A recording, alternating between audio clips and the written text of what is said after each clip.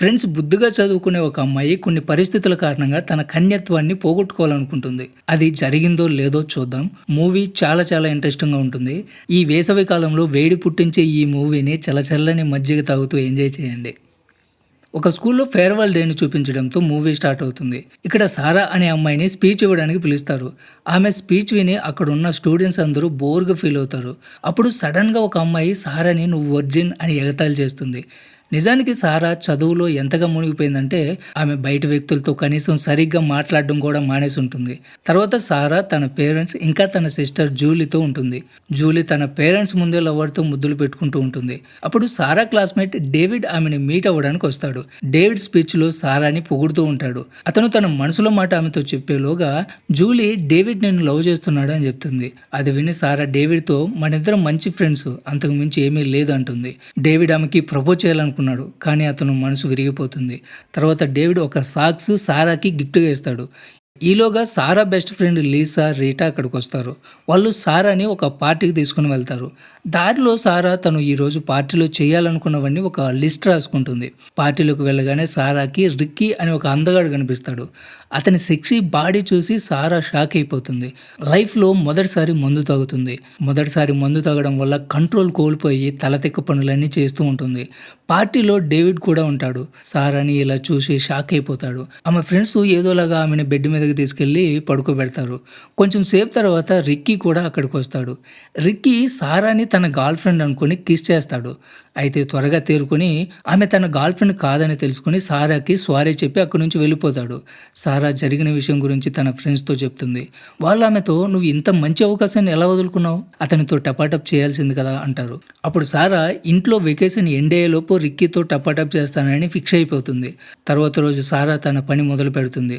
Ricky పనిచేసే చోటికి వెళ్ళి జాబ్ కోసం ట్రై చేస్తుంది. అక్కడ ఆమెకి రిక్కీ కనిపిస్తాడు. సారా అతను అక్కడ పనిచేస్తున్నాడని తెలుసుకుని అక్కడే జాబ్ కోసం ప్రయత్నం చేస్తుంది. తర్వాత రిక్కీ ఆమెని తన బాస్ దగ్గరికి తీసుకుని వెళ్తాడు. ఆ ఓనర్ సారా ఒక్కదాన్ని స్విమ్మింగ్ పూల్ మొత్తం క్లీన్ చేయమని చెప్తాడు.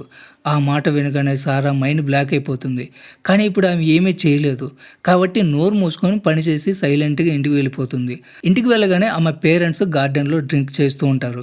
సారా వాళ్ళ దగ్గరికి వెళ్ళి తన మదర్ని "నువ్వెప్పుడు ఒరిజినిటీని లూజ్ చేసుకున్నావు" అని అడుగుతుంది. ఇదంతా ఫారిన్లో అయితే ఓకే, కానీ మన కల్చర్ ఇది కాదు. ఎవరైనా ఈ విధంగా ట్రయల్ చేస్తే చెప్పుదొబ్బులు పడతాయి ఇంట్లో. తర్వాత తన మదర్ ఈ విషయాన్ని గుర్తు చేసుకునేలోగా ఆమె ఫాదర్ "మీ మదర్ తన ఒరిజినిటీని మా ఫస్ట్ నైట్ రోజు లూజ్ చేసుకుంది" అని చెప్తాడు. ఆమె ఆ విధంగా ఆలోచిస్తుందంటే ఫస్ట్ నైట్కి ముందే చాలా జరుగుంటాయి. తర్వాత నెక్స్ట్ సీన్లో ఈ విషయం గురించి వాళ్ళ పేరెంట్స్ మాట్లాడుకుంటారు. అప్పుడు సారా ఫాదర్ "మనం ఈ విషయం గురించి జూలీతో మాట్లాడాలి" అంటాడు. ఆమె మదర్ "మనం జూలీతో మాట్లాడినా ఎటువంటి ఉపయోగం ఉండదు, ఎందుకంటే జూలీ 15 ఏళ్ళకే తన ఒరిజినిటీని కోల్పోయింది" అంటుంది. ఇంకోవైపు జూలీ సారాకి ఇదే విషయం గురించి ఈ కొన్ని టెక్నిక్స్ చెప్తూ ఉంటుంది. సారా కూడా ఆ టెక్నిక్స్ అన్ని ఒక బుక్లో నోట్ చేసుకుంటూ ఉంటుంది. తర్వాత రోజు సారా పనిచేస్తున్న వాటర్ పార్క్ ఓపెన్ అయిపోతుంది. అందువల్ల పిల్లలందరూ అక్కడే ఉంటారు. ఇదిలా ఉంటే సారా రిక్కీని ఇంప్రెస్ చేయడానికి చాలా రకాలుగా ప్రయత్నాలు చేస్తూ ఉంటుంది. అప్పుడు సడన్గా ఒక పిల్ల వెధవ సారాని నీళ్ళలో తోసేస్తాడు. ఆమె బయటికి రాగానే పూల్ ఓనర్ కూడా ఆమెని నీళ్ళలోకి తోసేస్తాడు. ఈలోగా రిక్కీ అక్కడికి వచ్చి సారాని బయటికి తీస్తాడు. అప్పుడు సారా తప్పుగా అతన్ని తాగుతుంది. దీంతో రిక్కీ మళ్ళీ ఆమెని పూల్లోకి తోసేసి వెళ్ళిపోతాడు. సాయంత్రం అందరూ వెళ్ళిపోయిన తర్వాత రిక్కీ పూల్ క్లీన్ చేస్తూ ఉంటుంది. అప్పుడు సారా అతన్ని పూల్లోకి తోసేసి బదులు తెచ్చుకుంటుంది. ఈత కొట్టడం రాదు. అది గమనించి సారా వెంటనే అతన్ని కాపాడుతుంది. తర్వాత బ్లాక్మెయిల్ చేస్తుంది. తర్వాత రాత్రి సారా తను తయారు చేసిన లిస్ట్ తీసుకొని మొదటి టాస్క్ పూర్తి చేయడానికి ఇద్దరు ఫ్రెండ్స్తో బయలుదేరుతుంది. మొదటి టాస్క్ కంప్లీట్ చేయడానికి డేవిడ్ దగ్గరికి వెళ్తుంది.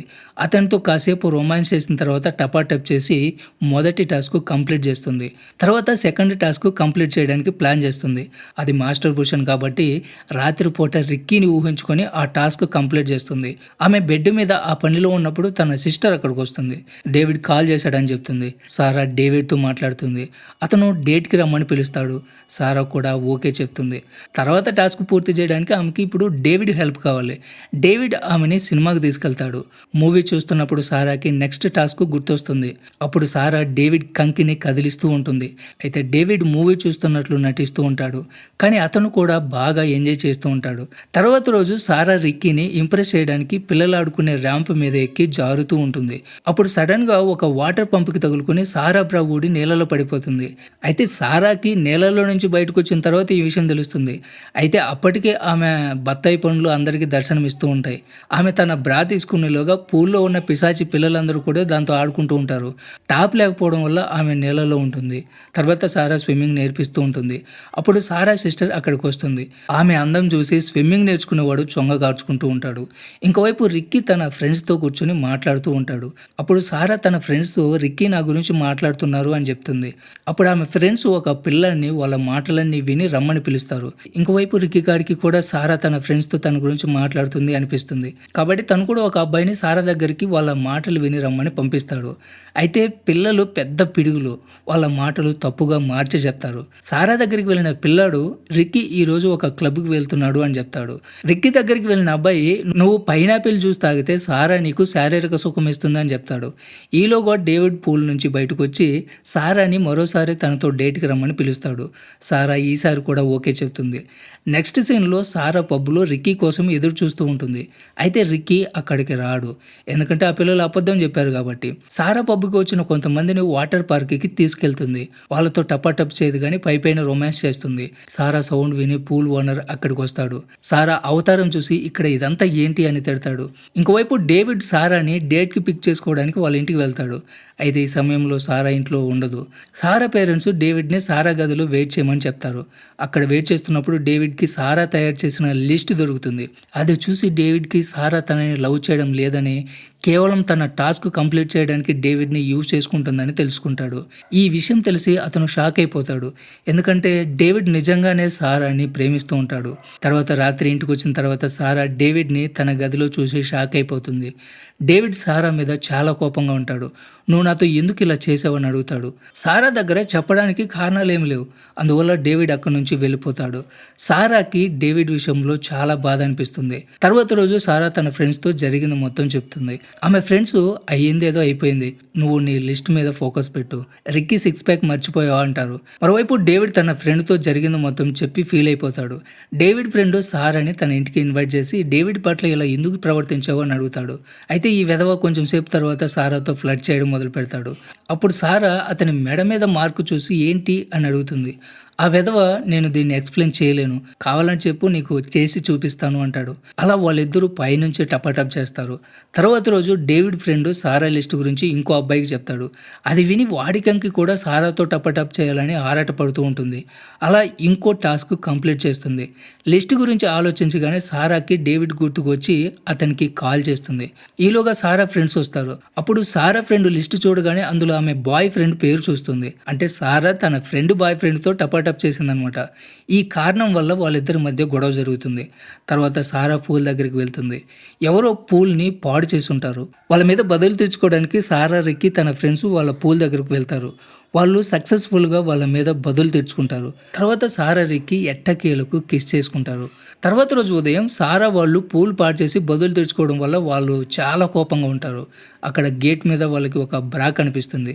ఆ బ్రా కింద సారా పేరు రాసి ఉంటుంది. వాళ్ళు దాన్ని తీసుకుని సారా పనిచేస్తున్న పూల్ ఓనర్ దగ్గరికి వెళ్తారు.